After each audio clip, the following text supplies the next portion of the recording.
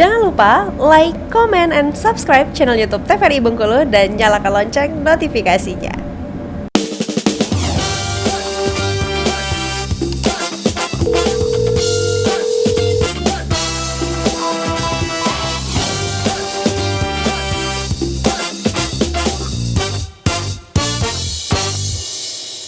Ya pemirsa, kembali lagi di Dokter Kito bersama Kita Sehat. Tentunya masih membahas mengenai pemilihan olahraga yang tepat bagi kesehatan. Baik dokter, mungkin bisa dikembali nih untuk menjelaskan. Baik, izin menjelaskan lagi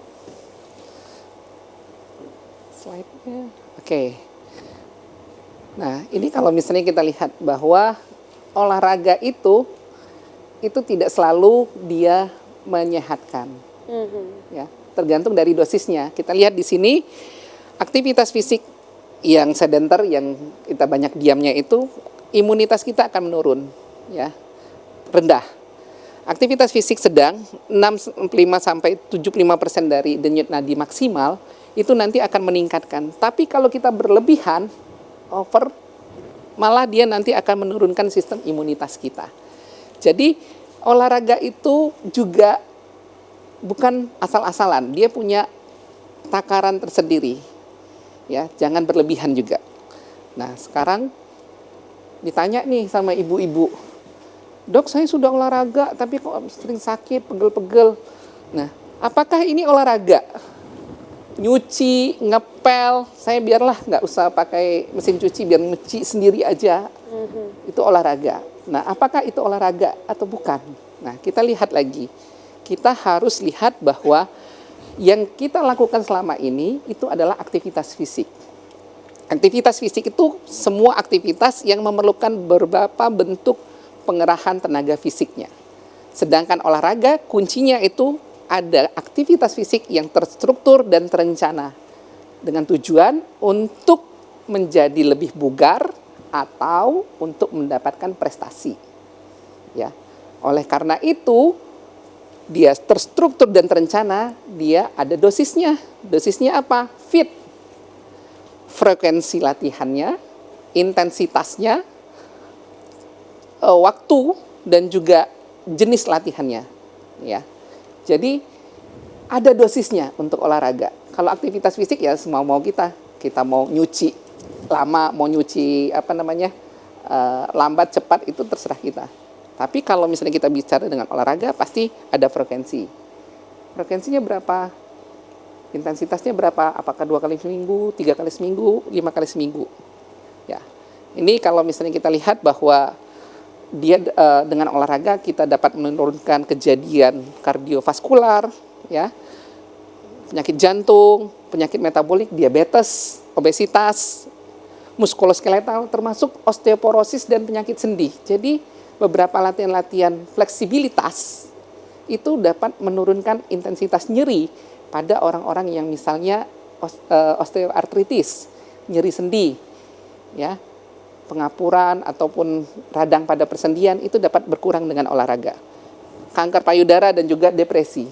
Jadi dengan olahraga sebenarnya itu dapat mengurangi depresi. Mengapa? Dengan olahraga nanti BDNF yang ada di otak itu sebagai zat kimia yang ada di otak itu nanti akan banyak dikeluarkan. Hal itu nanti akan mengakibatkan kita lebih relax dan nanti juga meningkatkan long term memory. Akan meningkatkan daya ingat jangka waktu lama. Nah, apa olahraga yang sesuai bagi saya, bagi kita? Yang pertama, kita tentukan dulu tujuannya. Tujuannya untuk apa? Apakah untuk meningkatkan daya tahan tubuh, untuk kebugaran, yaitu kebugaran jantung dan paru? Apakah untuk kekuatan, ataukah fleksibilitas, ya, kelenturan, terus daya tahan otot, kecepatan, ataupun kelincahan, agility. Ya, jadi kita harus menentukan. Kita sebagai non-atlet biasanya nomor 1, ya, daya tahan jantung paru, ya. Nah, kalau kita lihat lagi ada juga power.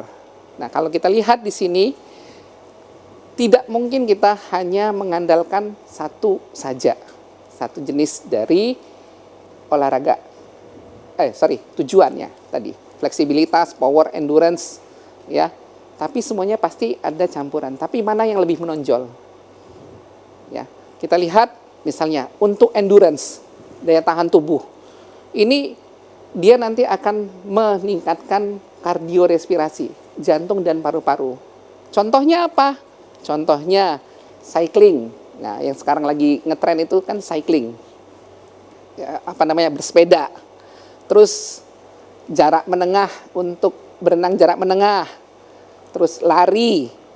Ya kan? Dan itu adalah olahraga yang murah. Tapi harus diingat, kalau kita lihat bahwa banyak yang tidak istiqomah.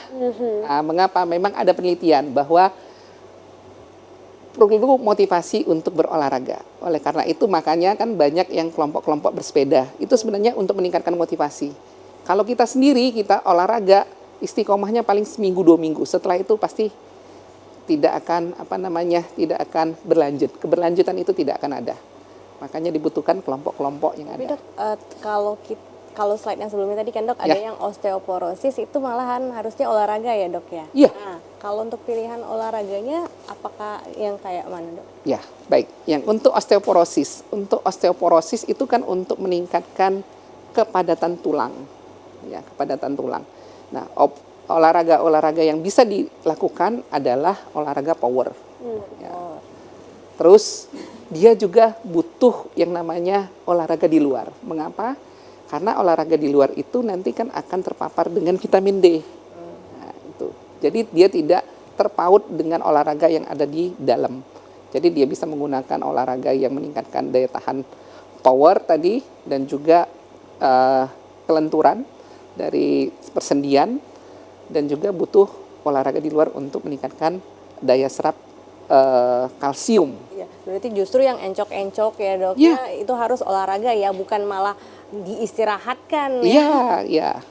Justru dia harus berolahraga untuk meningkatkan kelenturan dari sendinya. Karena kan banyak yang salah kaprah ini Dok. Saya nih lututnya sakit nih, sendi-sendi nyeri. Jangankan mau olahraga Dok, katanya jalan aja sakit. Benar. Gitu. Jadi banyak alasan Dok. Ya.